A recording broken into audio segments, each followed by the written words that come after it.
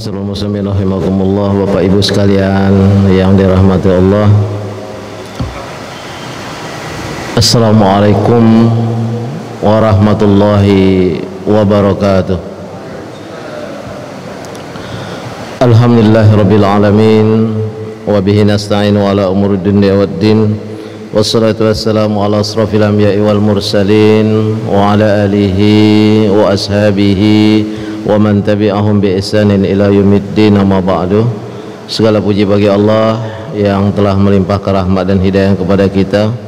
Kemudian apa yang telah diberikan oleh Allah berupa nikmat yang diberikan kepada kita, terutama pada pagi hari ini kita dalam keadaan sehat walafiat dan tidak kurang suatu apapun. Mudah-mudahan kesempatan dan kesehatan yang telah dilimpahkan oleh Allah kepada kita senantiasa kita gunakan untuk mendekatkan diri kepadanya. Amin. Kemudian selawat serta salam pada junjungan Nabi Muhammad sallallahu alaihi wasallam.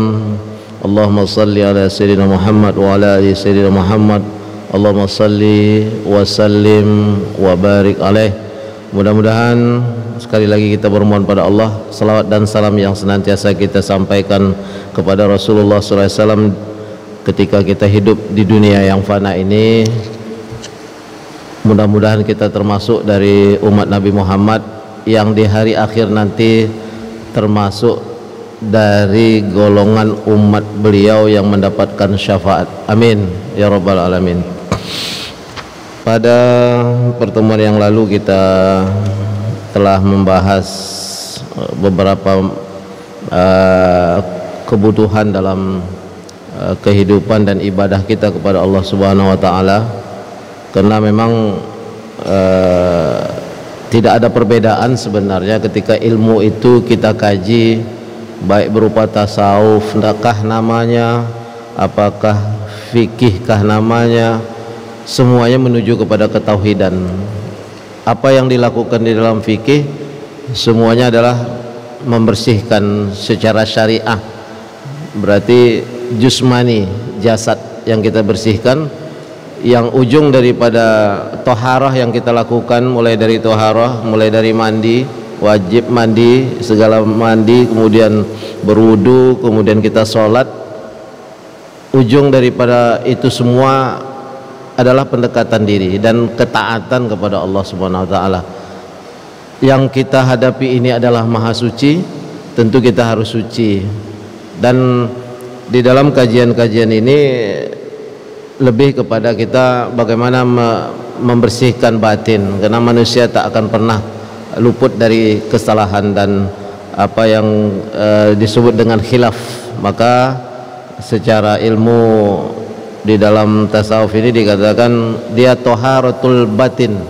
Toharatul batin ini berarti yang di dalam. Kalau ada berwudu dengan membersihkan jusmani, secara tasawuf ini membersihkan secara batin. Sifat-sifat yang memang tak yang tak berkenan di sisi Allah. Walaupun itu semuanya juga diberikan kepada manusia, tapi manusia harus bisa memilah antara itu dan ini. Namun sebelum itu mungkin dengan banyaknya beberapa kejadian di negeri kita ini, adanya gempa, kemudian ada kemarin banjir di Kalimantan Selatan yang menurut kisah-kisah dari kawan-kawan yang berada di sana, karena kita tidak di sana, rasanya banjir ini termasuk yang paling dahsyat, merendam hampir sebagian kota dan hampir sebagian Kalsel. Makanya untuk saudara-saudara kita yang lagi dalam keadaan ditimpa musibah, baik yang gempa di Sulawesi dan banjir, kemudian yang lain yang mungkin dalam keadaan kurang baik keadaan mereka, sakit ataupun mungkin tak dapat seutuhnya macam kita beribadah kepada Allah di negeri kita ini, kita bacakan untuk mereka, kita doakan mudah-mudahan Allah mengangkat segala musibah itu dan menjadikan musibah itu sebagai bagian daripada ujian bagi mereka dan bagi kita semua. Maka kita bacakan bagi mereka Ummul Quran Al-Fatihah. A'udzubillahi minasyaitonir rajim. Bismillahirrahmanirrahim. Iyyaka na'budu wa iyyaka nasta'in. Ihdinas siratal mustaqim. Shiratal ladzina an'amta 'alaihim ghairil maghdubi 'alaihim waladdallin. Amin. Amin amin ya rabbal alamin. Mudah-mudahan kita juga dapat selalu mendoakan mereka dan mereka juga nanti dapat mendoakan kita, dan kita dalam keadaan inayah Allah dan rahmat Allah Subhanahu wa taala. At-taharah dalam kalimat tasawuf ya itu dikatakan at-taharah itu adalah nau'ain. Nau'ain yang taharah itu ada dua macam. Taharah yang sifatnya zahir itu telah kita pelajari di ilmu fikih, yaitu bagaimana berwudu, mulai membersihkan, mulai kita memasukkan air ke lubang hidung, kemudian kita keluarkan kembali, lalu kita berkumur-kumur, sepertinya memasukkan air kemudian kita hirup sedikit di lubang hidung itu kemudian kita keluarkan, itu adalah sesuatu yang remeh. Tapi ada kisah di Jerman, saya lupa tahunnya, tetapi ada kisah di Jerman, ada seorang ibu, termasuk orang yang hijrah dari negeri muslim, dari negara Arab, kalau tak salah Aljazair atau Maroko, lalu sakitnya itu sinusitis yang sangat akut, lalu datang ke dokter, sudah panjang sakitnya bertahun, lalu pergi ke dokter yang sangat senior di Jerman itu. Ketika sampai di dokter, analisa kedokterannya memang tak ada jalan keluar, memang harus dioperasi, dan dia takut dioperasi. Lalu dokter ini kena seniornya, dia katakan, ibu kan orang Islam ya, lalu kenapa nggak dijalankan cara bersuci di dalam Islam itu yang paling baik, katanya. Apa? Ternyata simpel saja, memasukkan air ke lubang hidung kemudian kita hirup, kan terasa agak panas sedikit di hidung kita itu, kemudian dilakukan itu berkali-kali. Dia katakan, lakukan itu sebagaimana dalam agama Anda, karena setiap hari kita mau berwudu, kalaupun yang wajib itu saja sudah 5 kali kita memasukkan ke lubang hidung, itulah dilakukannya selama 6 bulan rutin, tak pernah dia tinggalkan. Lalu sinusitisnya itu hilang. Lihat, tidak ada sebenarnya ajaran yang dibawa oleh Rasulullah itu, mulai dari toharoh tadi sampai sholat dan sampai kita membaca Al-Quran ini, yang tidak bermanfaat bagi kita ya. Apalagi ayat-ayat yang kita kumandangkan itu semuanya memberikan pencerahan kepada otak kita.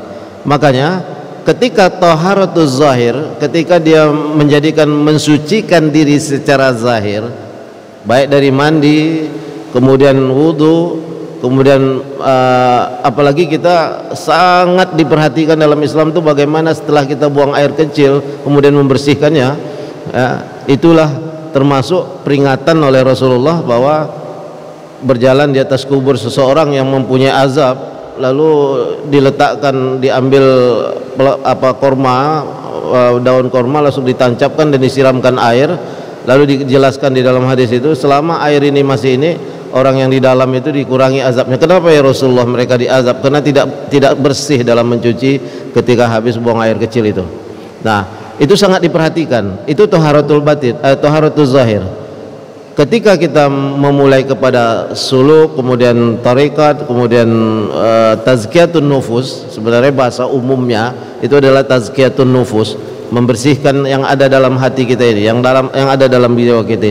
Maka di dalam ilmu tasawuf dikatakan taharatul batin, bersuci secara batin.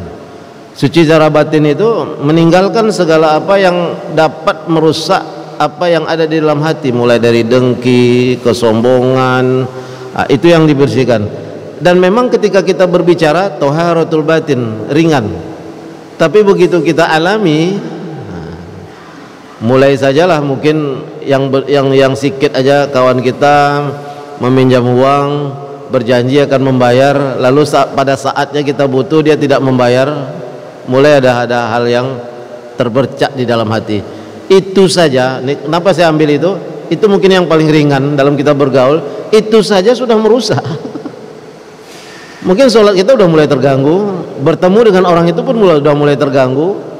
Bagaimana itu bisa kita besarkan hati kita? Makanya Allah katakan alam nasrah laka sadrak. Rasulullah itu dikatakan alam nasrah laka sadrak.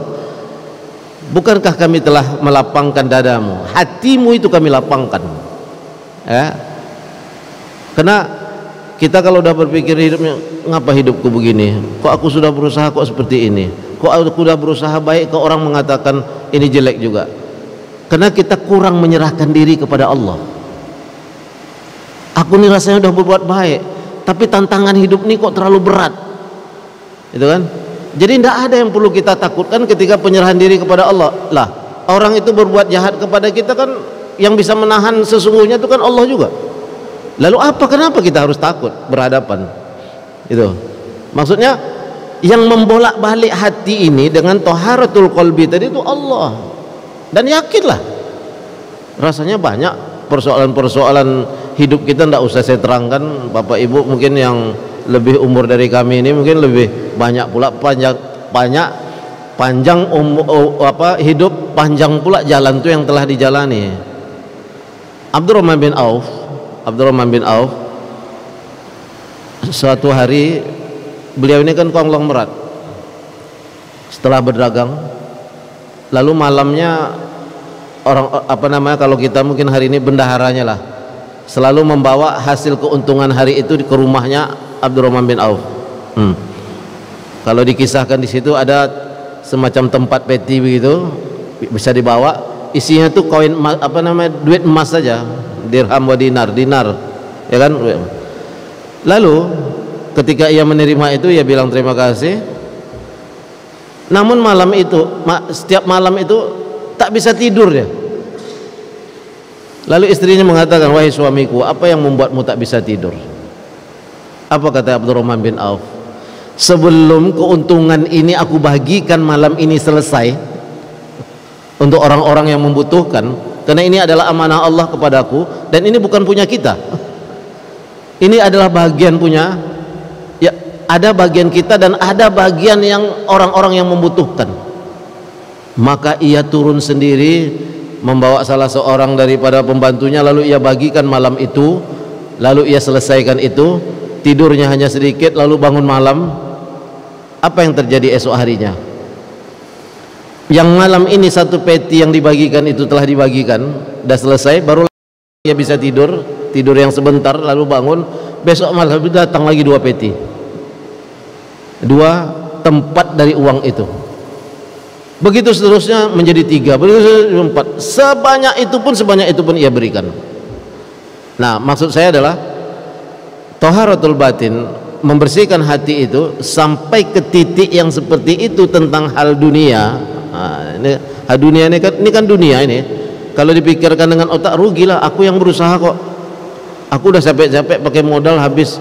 Tapi pernahkah kita berpikir bahwa apa yang kita lepas dari satu tadi itu kemudian datang dua, tak masuk dalam hitungan kalkulasi dunia itu.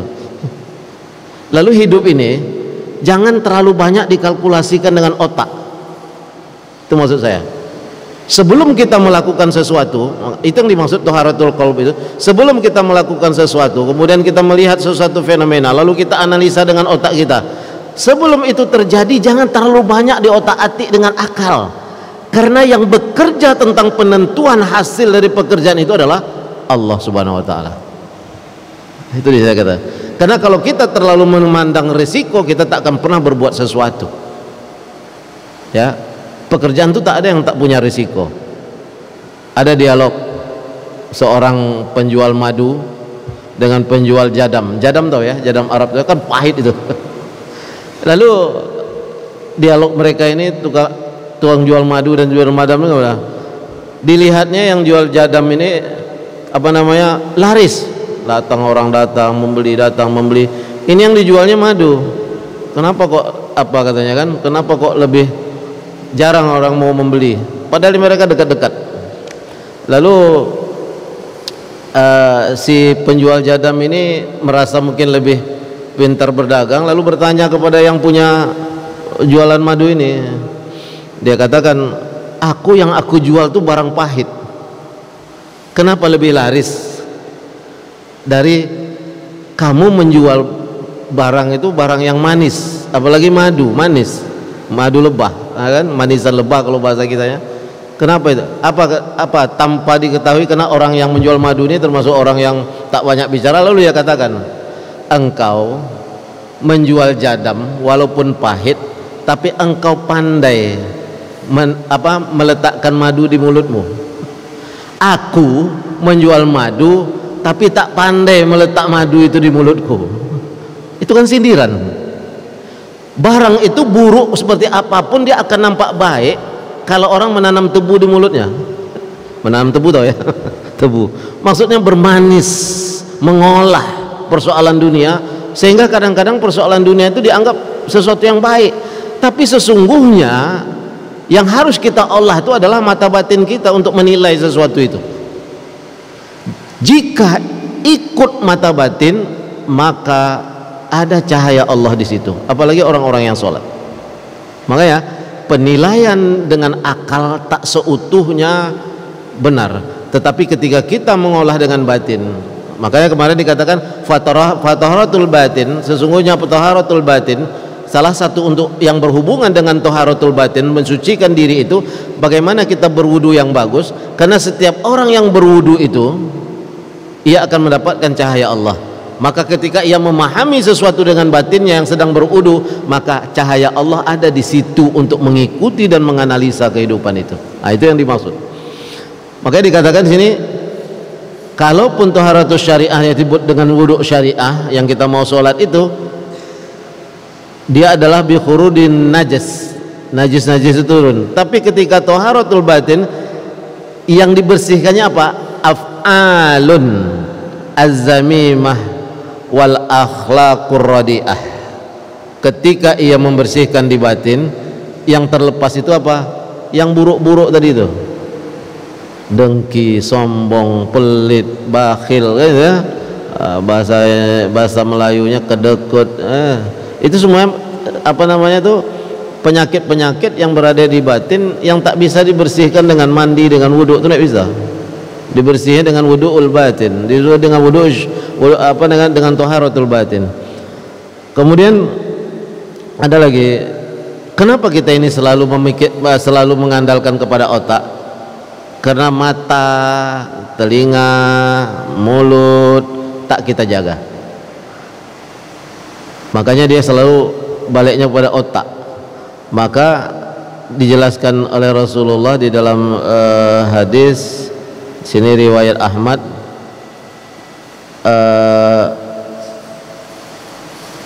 apa yang disebut dengan khiyanatul ain, wa khiyanatul yadain, wa khiyanatul rajulain, wa khiyanatul uzunain. Kama qala Rasulullah sallallahu alaihi wasallam, al-ainani tazniyani wal uzunani tazniyani wajlaini tazniyani. Sesungguhnya kenapa manusia itu selalu perginya mengandalkan kepada otak? Karena matanya telah berkhianat, tangannya telah berkhianat, telinganya telah berkhianat, kakinya telah berkhianat. Lalu dikatakan al-ainain, dua mata ini telah berzina, telinga ini, dua telinga telah berzina, lidah telah berzina. Maksudnya mengatakan sesuatu yang tak pantas, mendengar sesuatu yang tak pantas, melihat sesuatu yang tak pantas. Kebanyakan melihat sesuatu yang tak pantas inilah kembali kepada otak, lalu mengolahnya, dan dunianya terlalu banyak sehingga dia tidak melihat. Tapi ketika begitu mendengar kabar duka, mungkin saudaranya yang kemarin baru duduk dengan dia, kemudian baru mengopi dengan dia, baru berbicara dengan dia, kemudian wafat, ia tertegun sendiri. Ternyata hidup itu singkat, dan tidak semua yang ada dalam tubuh ini bisa mempertanggungjawabkannya jika di sininya tidak bersih. Nah, nilainya keimanan, pasti keimanan.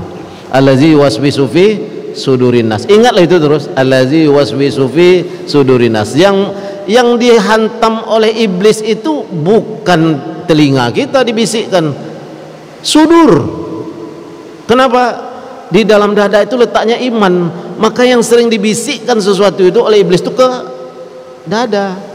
Allah langsung mengatakan allazi waswisu fi sudurin nas, bukan allazi waswisu fi uzunin nas. Bukan di telinga dia bisiknya, di dada. Kalau sudah dada yang tergoda, habislah, karena letak keimanan di situ. Nah, maka dijelaskan oleh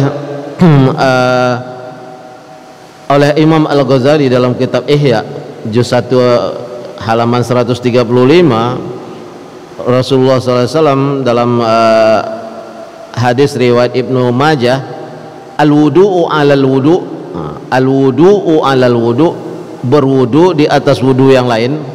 Maksudnya membahas wudu walaupun belum batal kita perbaharui, kan gitu ya. Al-wudu'u 'alal wudu', nurun 'ala nur.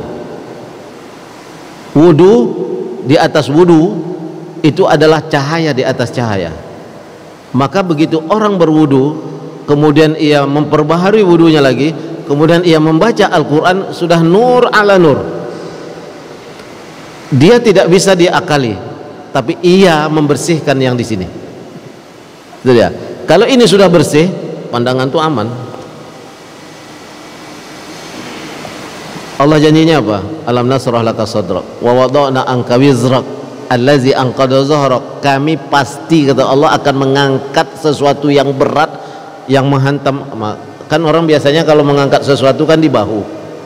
Anqadha zahrak, kami pasti mengangkat beban-beban yang membebani bahumu. Zahrak itu bisa juga punggung di sini. Orang kan kalau mengangkat beban kan dengan itu kan. Itu ayat pendek itu. Alam nasrah laka sadrak wa wada'na anka wizrak allazi anqadha zahrak. Kami angkat yang memberatkanmu itu dari punggungmu dan dari bahumu. Allazi anqadha zahrak wa rafa'na laka zikrak. Kata Allah, aku pasti rafa'na, kami angkat engkau yang akan menjadi orang. Kalau sudah diangkat dalam kehidupan dunia ini sebagai orang yang baik, semua orang kan menyanjung, ya kan. Itu deh, wa rafa'na laka zikrak, engkau akan menjadi sebutan. Rasulullah, siapa yang nyangka lahir aja ayahnya sudah tidak ada, ya kan, dari ibu, ya lahir dari ibu, kehidupannya biasa. Memang paman-paman beliau orang-orang yang terkenal di Makkah, tapi siapa nyangka anak yatim, kemudian meninggal ibu umur sekian tahun, kemudian umur sekian tahun meninggal pula kakeknya, bisa diangkat oleh Allah. Siapa? Semuanya Allah, tidak ada yang lain. Makanya dalam surah 2 tuh bukankah kami telah mendapatkanmu yatiman fa'awa, engkau tuh yatim lalu kami berikan tempat sandaran. Siapa yang memberikan tempat sandaran kita itu? Allah. Siapa yang membukakan hati orang untuk bisa memelihara anak yatim ini? Allah. Tak ada yang lain. Lalu kenapa kita tinggalkan ini? Hidup itu memang harus ada risiko, dan dia harus ada perjuangan. Jika kita lari dari risiko yang akan kita hadapi, berarti kita tidak yakin dengan keberadaan Allah, ya kan. Itu yang penting dalam hidup itu. Makanya Imam Ghazali mengatakan, diambilnya dari hadis itu yang riwayat Ibnu Majah, al-wudu'u 'alal wudu'i nurun 'ala nur. Wudu di atas wudu itu adalah cahaya di atas cahaya. Ada juga yang menjelaskan bahwa wudu di atas wudu itu karena orang ini banyak sholat. Dah sholat, berarti kan orang yang selalu berwudu itu kan orang yang mau sholat, ya kan, orang yang mau sholat. Jadi banyak menyerahkan diri kepada Allah itu sesuatu yang diberikan oleh Allah ke lapangan. Itu dia dikatakan wa rafa'na laka zikrak. Lalu apa kata dalam kalimat itu? Fa inna ma'al usri yusran. Kenapa yusran dia? Usri itu satu. Fa inna ma'al usri, sesungguhnya bersama satu keberatan, kesulitan. Usrun kan satu, yusran. Yusran itu asalnya yusroni.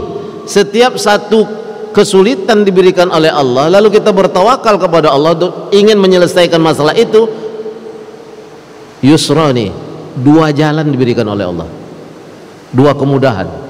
Itu harus yakin itu. Allah memang maha pemberi azab, jelas, tetapi kemurkaan Allah itu tertutup oleh rahmatnya. Itu harus yakin dalam hidup itu. Maka itu diulang dua kali, fa inna ma'al usri yusran, inna ma'al usri yusran. Allah itu yang mengatakan, setiap satu kesulitan yang kami berikan, kami akan bukakan dua pintu kemudahan. Diulang lagi sama Allah, sesungguhnya bersama satu kesulitan aku bukakan dua kemudahan. Lalu apa lagi yang mau kita percaya? Ya, apalagi yang mau kita percaya kalau tidak kalimat Allah ini? Kenapa kita tak berani menghadapi sesuatu hal yang disifat sulit, kesulitan, risiko itu kan kesulitan dalam suatu usaha. Jalani saja, Allah bukakan toh. Kalau kita tak patut di situ, Allah kasihkan jalan yang lain untuk jalan keluar kita. Kenapa kita harus tidak mau hadapi? Terbentur, Allah kasih jalan keluar. Allah pasti memberikan dua jalan keluar dari setiap kesulitan yang pernah diberikan kepada kita. Tidak usah ragu lah itu, ya? Tidak usah ragu itu. Ini Ustaz Fajri marah-marah, nggak marah. Cuma ingin menekankan bahwa Allah itu pasti memberikan jalan keluar dari setiap kesulitan yang kita. Ayat lain juga di akhir kita selalu macam la yukallifullahu nafsan illa wus'aha ma kasabat wa 'alaiha ma kasabat. Rabbana la tu'akhizna in nasina aw akhtana. Rabbana wa la tahmil 'alaina isran kama hamaltahu 'alal ladzina min qablina. Ya Allah, jangan Engkau berikan yang pernah Engkau berikan kepada orang sebelum kami. Wala tuhammilna, jangan Engkau timpakan kepada kami mala taqata lana, nabi yang tak sanggup kami memikulnya. Kan itu tuh yang dipikul itu kan di bahu dengan di zuhur, berhubungan dengan surat Al-Nasr tadi, Asy-Syarah. Wala tuhammilna mala taqata lana bih. Apa yang kita minta? Wa'fu anna waghfir lana warhamna. Lalu kita bikin lagi semacam deklarasi, anta maulana. Dah jelas anta maulana, mintanya masih kepada paranormal. Kacau itu. Untuk apa ayat ini disebutkan? Anta maulana fansurna 'alal qaumil kafirin. Sudah, kalau bahasa orang-orang suluknya putus makrifah itu, entah putus makrifah entah sampai gitu, nggak tahu juga. Kadang-kadang kalimat ini dipleset-plesetkan, putus makrifah itu putus jalannya apa putus memang sampai kepada sisi Allah, itu persoalan juga. Tidak ada masalah sebenarnya. Itu yang dikatakan. Nah, fatazidul batin tadi kan kalau wudhu yang zahir jelas batal wudhu, kita ambil air, kita berwudhu dengan baik, mulai dari membasuh. Nah, kalau perbedaan tadi itu mungkin dari fikih lah nanti ya kan. Nah, kita tidak usah kita bahas panjang. Itu caranya berwudhu lagi, mengulangi wudhu, selesai, sudah kita bersih ya. Sedangkan wudhuul batin, melepaskan tadi, ya, melepaskan hasad, dengki, bahil, segala macam yang buruk-buruk lah, maksudnya yang rozilah, yang kelakuan-kelakuan yang tak baik itu, kita tak akan pernah terlepas 100%. Bagaimana wudhuul batin itu? Bil ikhlasi wat taubah, tidak ada yang lain. Ikhlas dengan apa yang diberikan oleh Allah kepada kita, bertaubat dari segala macam yang pernah kita lakukan dari kekhilafan itu. Itulah wudhuul batin itu. Berwudhu secara batin itu dikatakan bi ikhlasi taubah 'alal mufsadat. Ikhlas taubat dari segala macam keburukan yang pernah kita lakukan dari kekhilafan itu. Makanya wa'fu anna waghfir lana warhamna. Ini orang hidup. Wa'fu anna itu afun itu kan minta maaf. Waghfir lana minta ampun. Warhamna rahmat Allah. Tapi kalau udah mati ada afiah dia. Firlahu warhamhu wa'afihi, afiah kan, wa'fu anhu, 4. Beda ya. Kalau orang masih hidup, wa'fu anna waghfir lana warhamna. 3. Orang mati kita doakan apa? Firlahu warhamhu, itu kalau laki-laki ya, firlahu warhamhu wa'afihi, afiyah, wa'fu an, beratnya alam barzah itu dia.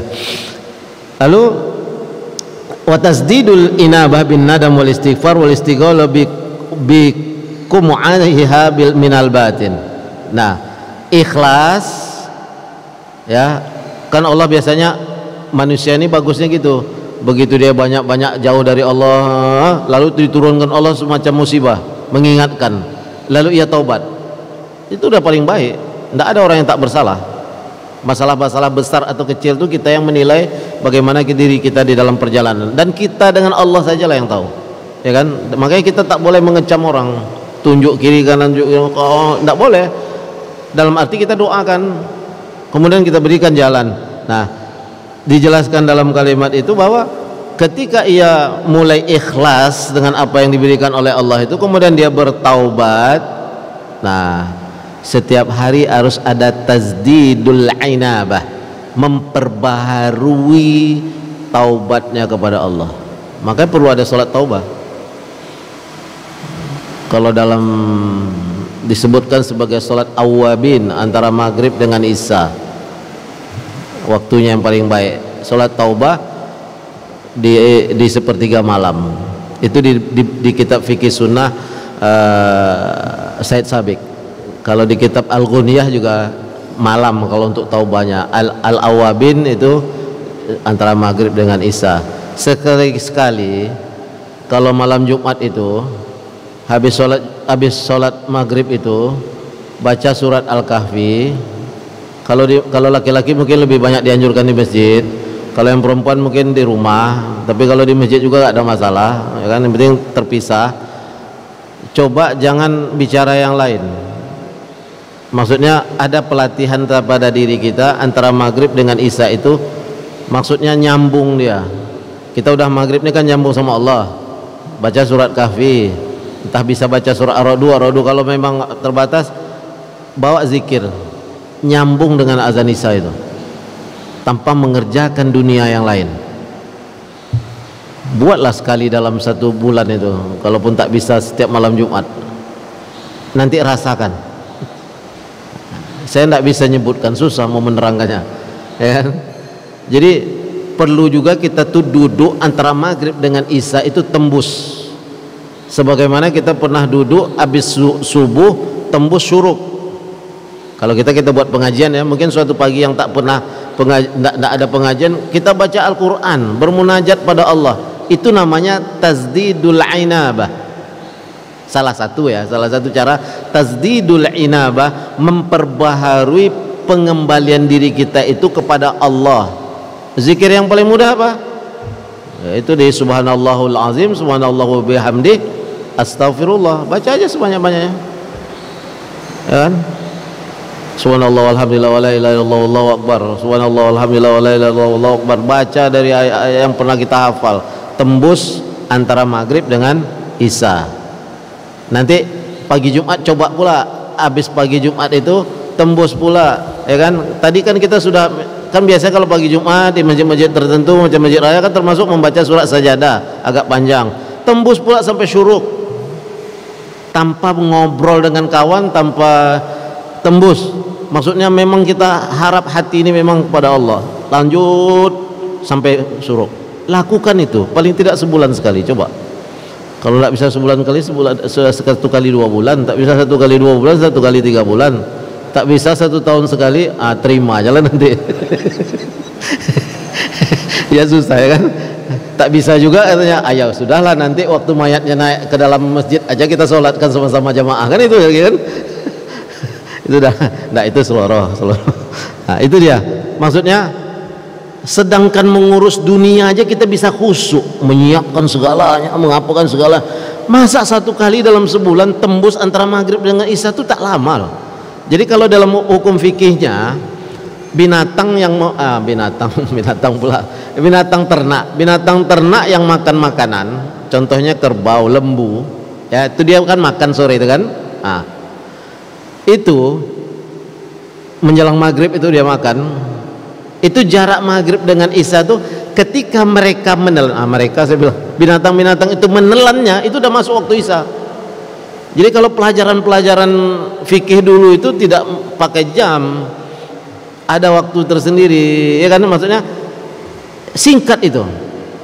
Dan memang itu waktu yang paling baik, karena gangguan setan itu maghrib dan subuh.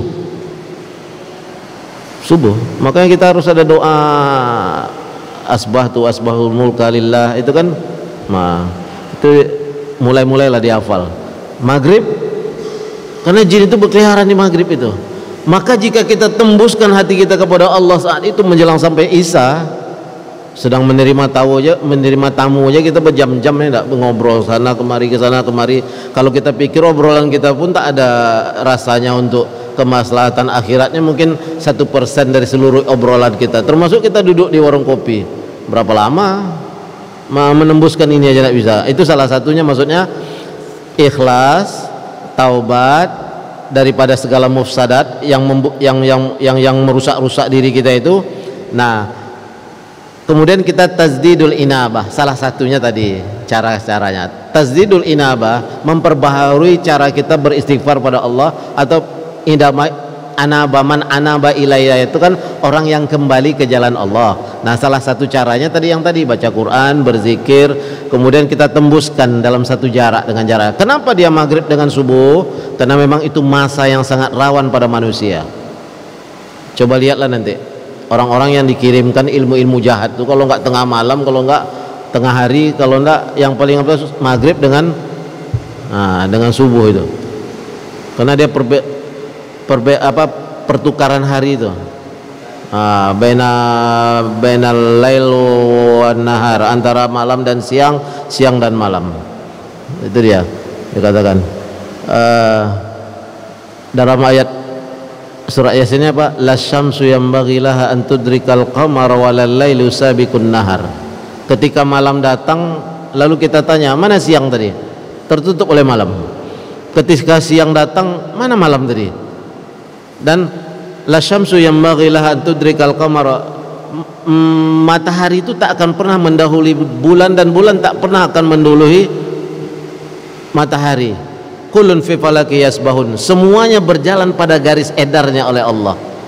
Kalau dah itu yang kita tanamkan pada diri kita, jangankan diri kita, matahari dan bulan itu sudah punya garis edar tersendiri. Kita mungkin berpikir karena kita belum tahu, pesawat itu kenapa pula harus punya jalur?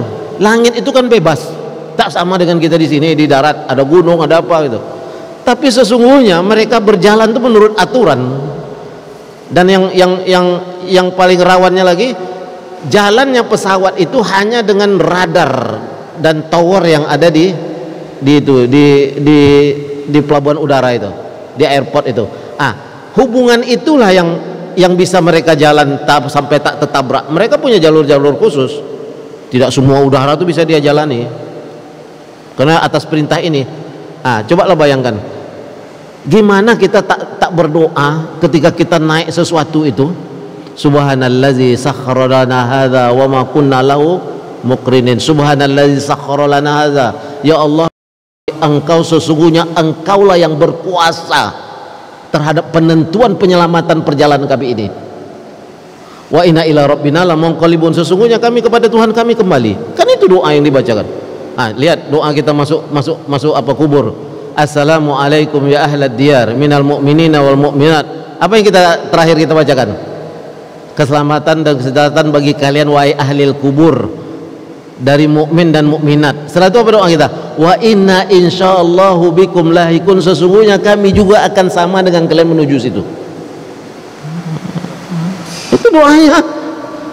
Sebenarnya baca doa itu kalau kita mengerti, aku sama juga dengan kalian besok masuk kuburnya. Sadar kita. Lalu ngapa mau digenggam semua dunia ini? Tak ada itu. Itu maksudnya. Jadi kalau tazkiyatun nufus itu dia mengawal hawa nafsu itu. Jangan terlalu bablas. Orang tak punya hawa nafsu juga nggak bagus. Pasti body. Tapi dia harus punya hawa nafsu, punya ini, harus punya. Tetapi bagaimana mengawal itu? Itulah wudu'ul batin tadi. Makanya ikhlas, taubat dari segala yang merusak. Makanya tazdidul inabah bin nadami wal istighfar wal istighal.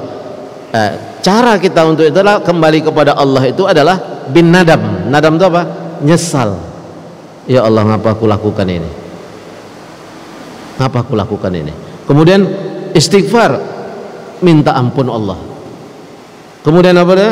Wal istighal biqom ahdi bil batin, dan menyibukkan batin ini dengan mengingat Allah. Itulah tadi salah satunya maghrib sampai isya, habis subuh sampai nanti waktu syuruk. Ini juga salah satu kita bagaimana berinabah. Walaupun manusia itu begitu habis pengajian ingat lagi dunianya, tidak masalah. Paling tidak ada kawalannya. Kalau dulu mungkin lepas, sekarang ada kawalan. kemudian wayam bagi lil arif ayahfazu taubatahu min hazil afat fatakunu salatu tammah kama qala ta'ala.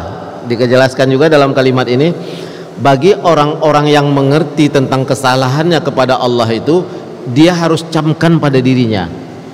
Maksudnya ia harus menjaga taubatnya itu dengan mengawalnya kepada mengingat kepada Allah itu.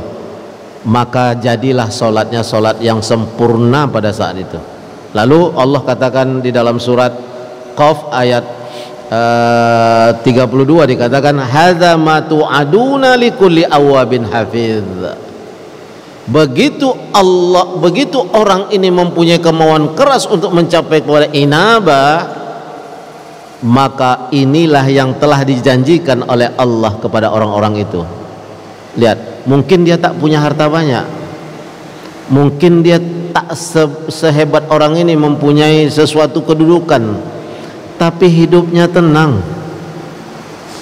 Apalagi dia punya kedudukan bagus, punya harta yang banyak, lalu Allah berikan, itu dikatakan awwabin hafiz, Allah berikan ketenangan kehidupannya, lebih mantap lagi, ya kan? Kalau orang tua-tua kita kan selalu bilang gitu dulu, tak apalah, ya kan, walaupun sedikit tapi keberkahannya kita dapat. Kalau banyak berkah ya lebih baik, kan itu bisa kita bagikan. Keberkahan yang banyak tuh, lah ini bukan punya aku, macam Amr bin Asad ini bukan punya aku, bagi, selesai dia. Makanya almarhum guru kita itu kan Syekh Ali Jabir itu kan yang selalu dikumandangkan sedekah subuh, sedekah subuh, sedekah subuh. Sebelum subuh itu sedekah.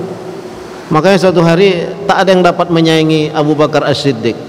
Rasulullah bertanya, wahai sahabatku, siapa di antara kalian pagi ini telah membantu sesama? Menunjuk Abu Bakar. Siapa pagi ini telah bersedekah? Menunjuk Abu Bakar. Jadi Abu Bakar Siddiq itu terdapat pada dirinya sesuatu yang ditanya oleh Rasulullah. Di samping beliau ini sahabat, beliau ini juga mertua Rasulullah. Itu kelebihan para sahabat itu. Nah, itu mengikut semuanya sampai kepada Umar, Utsman, Ali bin Abi Thalib, kemudian sampai kepada khalifah Umar bin Abdul Aziz. Dia tahu ini bukan punya aku. Kenapa hidup itu tak berbagi gitu? Itu yang berbagi. Nah, amma salatu syariah, kita ambil kepada judul yang kedua tadi, wudu. As-salatu faqad alim tabi hazil ayah hafizu ala salat. Salat syariah itu setelah kita berwudu kita salat. Itu yang ditentukan oleh Rasulullah.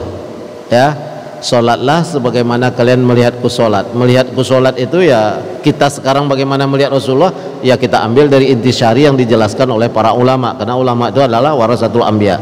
Nah, kemudian wal muradu minha arkanul jawahir zahir, salat yang hafizu ala salati, ini di dalam surat Al-Baqarah ayat 238, hafizu ala salawat, jagalah salat-salatmu itu, ya. Maksudnya innas salata tanha anil fahsya'i wal munkar. Salat itu dalam ayat yang lain kitaban mauquta, pada waktu yang telah ditentukan. Ingat, ayat itu setelah Allah menerangkan tentang salat khauf dalam peperangan. Kanat alal mu'minina kitaban mauquta. Sesungguhnya salat itu bagi orang-orang mukmin terdapat pada waktu yang telah ditentukan. Kenapa dia turun setelah disusun dalam Al-Quran itu setelah tentang khauf? Orang sedang perang saja disuruh salat, apalagi orang sedang damai. Saking pentingnya salat itu. Nah, dan dia waktu yang ditentukan. Wal muradu minha arkanul jawarih. Salat yang kita lakukan itu memakai jasmani kita. Ada ruku, ada sujud, ada i'tidal, ada duduk antara dua sujud, ada tahiyat akhir, ya kan? Nah, itu dikatakan.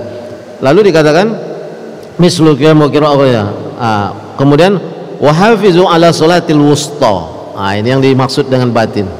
Kalau dalam tafsir tasawufnya, hafizu ala salawati was salatil wusta. Wusta itu karena hati ini letaknya di tengah-tengah.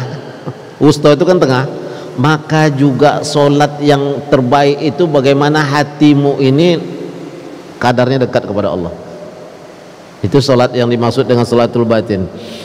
Maka katakan wa amma salatut tariqah fi salatil qalbi. dinamakan oleh mereka ini salatul qalbi, wahya mu'abbadatun faqad ulimta bihazil ayat wa salatul wusta. Bedanya adalah salat secara jasmani punya waktu tertentu, kalau salat batin itu daiman abada. Salat batin yang dimaksud dalam arti wusta, dalam arti tafsir tasawuf itu, batinnya harus tetap lekat kepada Allah. Itulah yang mengontrol. Oh ini jahat nih, tidak jadi kita lakukan. Oh ini melarang, tidak bisa. Oh ini harus memberi. Dia tetap sholat, dia tetap pegangan kepada Allah. Li'annal qalbu khuliqa fi wasatil jasad. Kenapa dinamakan sholatul batin, sholatul wusta itu? Karena memang hati itu terletak di tengah-tengah. Nah, lalu dikatakan wa bainal alwi wasufla, antara yang atas dengan yang bawah. Al qalbu baina usbayn min asabi'ir rahman yuqallibu kaifa yasha. Kenapa harus tetap kita jaga hati ini? Karena ini dalam hadis yang lain, Ghazali dalam Ihya juga nih, hadis riwayat Muslim. Al qalbu baina asbu'aina min asabi'ir rahman. Sesungguhnya hati itu berada di tengah jari-jarinya yang maha pengasih. Jangan diartikan bahwa Allah punya jari macam kita, enggak. Dia adalah dalam genggaman Allah.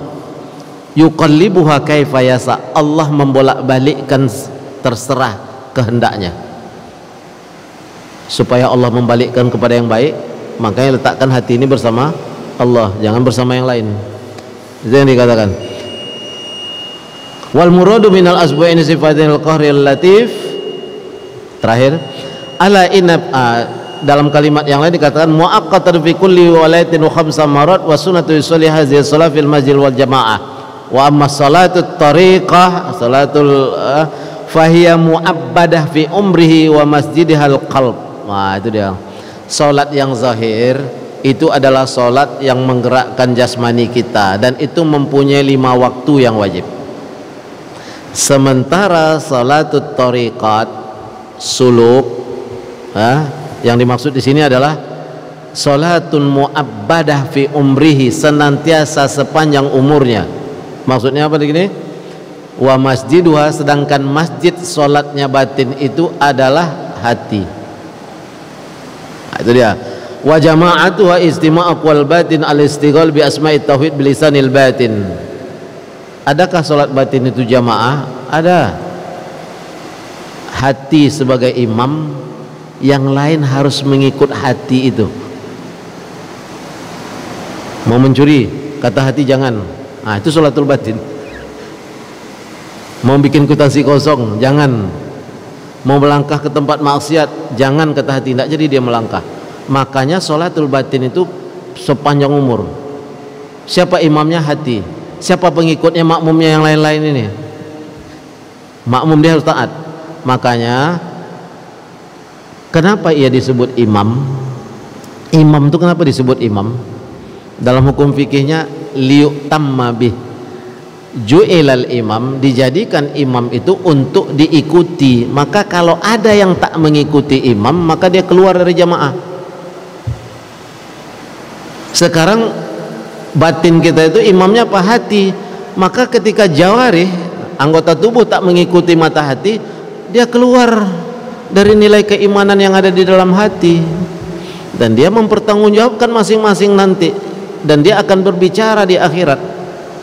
Sekarang maukah kita ketika berhadapan dengan Allah, pembicaraan hati dengan pembicaraan tubuh kita ini berbeda? Tidak mau kita.